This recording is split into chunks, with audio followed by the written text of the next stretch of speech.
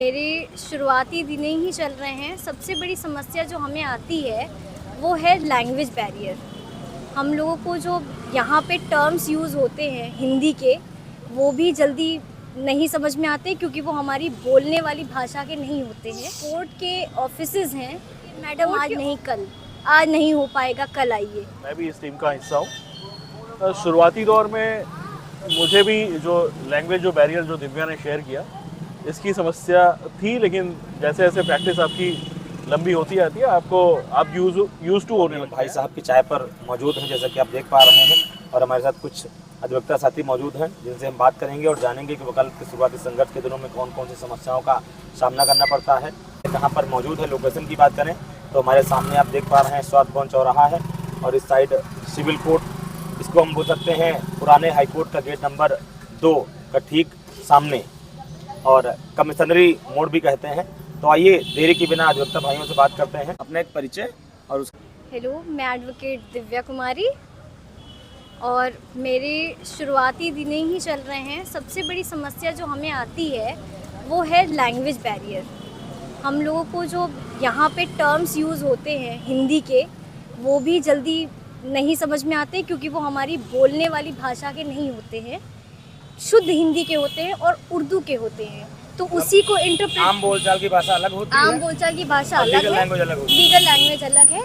तो उसमें इंटरप्रिटेशन में ही आधी प्रॉब्लम्स आ जाती हैं, जैसे उर्दू के शब्द हैं, हिंदी के शब्द हैं, वो समस्याएं। और दूसरी बड़ी समस्याएं आती हैं जो कोर्ट के ऑफिसेज हैं। कोर्ट के ऑफिसेज में जब हम लोग जाते हैं तो वहाँ पे जो बातें चलती हैं उसमें आधे टाइम बातें यही होती है, मैडम आज नहीं कल, आज नहीं हो पाएगा कल आइए। तो इस समस्या से ये हो जाता है कि जो डिले आ जाता है कोर्ट में, केस में, जो हमारे पर्सनल केसेस होते हैं उसमें डिले आ जाता है। नया अधिवक्ता होने के नाते जो स्टाफ होता है वो सपोर्ट नहीं करता। हाँ, स्टाफ सपोर्ट नहीं करता। उनको यही लगता है कि अरे इनको क्या ही हम दें। वो पहले अपने कामों में लगे रहते हैं, बात भी नहीं सुनते हैं।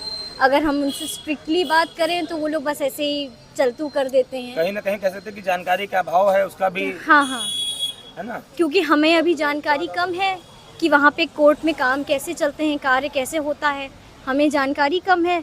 तो वो लोग भी हमें बहुत ही हल्के में लेके आज नहीं मैडम कल आइए ऐसे कह के करते हैं। तो इससे हम लोग को बहुत समस्या का सामना करना पड़ता है। हेलो फ्रेंड्स, मैं एडवोकेट अजीत रंजन और मैं भी इस टीम का हिस्सा हूँ। शुरुआती दौर में मुझे भी जो लैंग्वेज जो बैरियर जो दिव्या ने शेयर किया, इसकी समस्या थी, लेकिन जैसे जैसे प्रैक्टिस आपकी लंबी होती जाती है आपको आप यूज टू होने लगते हैं और आपको समझ में आने लगता है।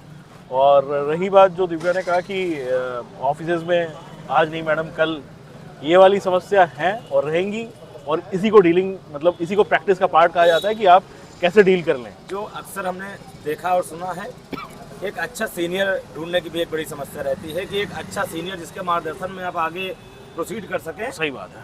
उस पर 2 शब्द। उस पर यह है कि सीनियर यहाँ पे बहुत होते हैं और एक अच्छा जूनियर होना चाहिए आपको, और जूनियर होने की क्वालिटी ये होनी चाहिए कि वो जूनियर बहुत ही क्यूरियस हो।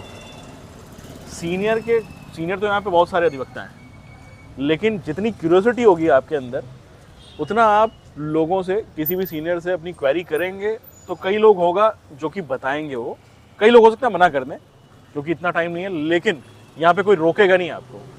और आप भी 3 साल पढ़ के आए हैं और प्रोसेस में हैं, यहाँ पे एक्टिविटी देखते हुए भी आप सीख जाएंगे, और किसी भी सीनियर से हेल्प मांगेंगे आपकी वो हेल्प कर देंगे। और आपको ऐसा लगे कि आपको किसी सीनियर को ज्वाइन करना चाहिए, आप बिल्कुल ज्वाइन कीजिए। एक अच्छा नॉलेज भी मिलेगा वहाँ से, नंबर ऑफ़ फाइल्स आपको पढ़ने को मिल जाएंगी। और अगर आप सेल्फ स्टार्ट करना चाहते हैं तो उसमें भी हिचकिए नहीं, आप सेल्फ स्टार्ट कीजिए, किताबें लीजिए, पढ़िए पूरे प्रोसेस के बारे में, पूरे लॉ के बारे में। अगर कोई नए केस आ रहे हैं उनके बारे में जानकारी इकट्ठी कीजिए और आप उसको विधिवत उसकी ड्राफ्ट तैयार करके उस केस को प्रेजेंट कीजिए, उसकी आर्गूमेंट तैयार कीजिए और केस कोर्ट में अपनी बात रखिए।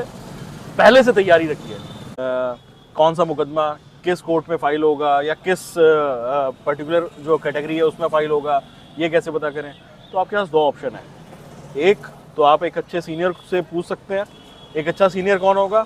जो आपकी क्वेरी सॉर्ट आउट कर दे, वही अच्छा सीनियर है। बाकी कई लोग ऐसे भी हैं जो कि प्रदीप भाई ने भी बताया कि जो नहीं चाहते हैं कि वो जानकारी आपको मिल पाए। लेकिन अगर ये किसी की मतलब ना सुन के अगर आप बैठ जाएंगे तो आप हतोत्साहित हो जाएंगे, आपकी क्यूरियोसिटी खत्म हो जाएगी। वकालत के शुरुआती संघर्ष के दिनों में कौन कौन समस्याएं फेस करनी पड़ी? सबसे पहले तो मैं प्रदीप भाई, दिव्या मैम और अजीत रंजन का धन्यवाद कहना चाहता हूं कि मुझे इस विषय पर बोलने का अवसर दिया। और वकालत के शुरुआती दिनों की बात करें तो सबसे पहले आपको एक अच्छे सीनियर की आवश्यकता होती है, जिसके मार्गदर्शन में आप जो है कुछ सीख सकें। और सबसे पहली प्राथमिकता होती है कि आपके अंदर मेहनत करने की जज्बा होना चाहिए। कोई भी सीनियर आपको हाथ पकड़ के नहीं सिखाता है। आपको कोर्ट में रहकर खड़े होकर कोर्ट क्या आदेश कर रही है, कैसे डिसीजंस ले रही है, आपको रहकर सीखना पड़ेगा। और आपको सबसे ज़रूरी बात जो है, आपको पढ़ाई पे बिल्कुल फोकस करना है। वकालत के दौरान भी और आपको चैम्बर्स में भी आपको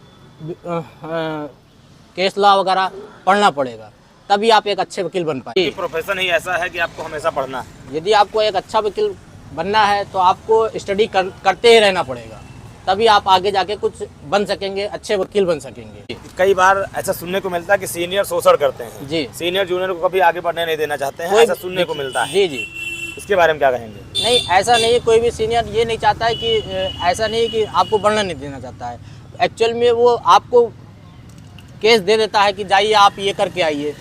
वो आपके अंदर कितनी लगन है ये देखना चाहता है, आपके अंदर का टैलेंट देखना चाहता है। हमने अभी सुना राम भाई, अजीत रंजन भैया और दिव्या जो हमारी छोटी बहन है, सब लोगों ने अपना अपना व्यू रखा। अगर हम अपने पर्सनल एक्सपीरियंस की बात करें तो शुरुआत में हमने देखा कि जो वकालत के शुरुआती दिनों में जो वकालत की ABCD सीखनी होती है तो उसके लिए एक अच्छे सीनियर की ज़रूरत होती है जो आपका सही मार्गदर्शन करे।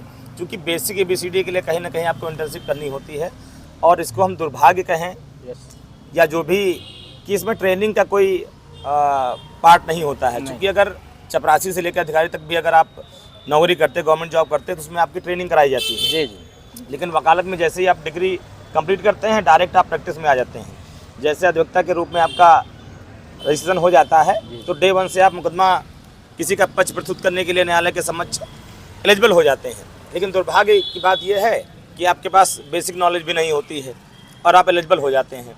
तो ऐसे में हमारा मानना है कि एक उचित मार्गदर्शन की ज़रूरत होती है।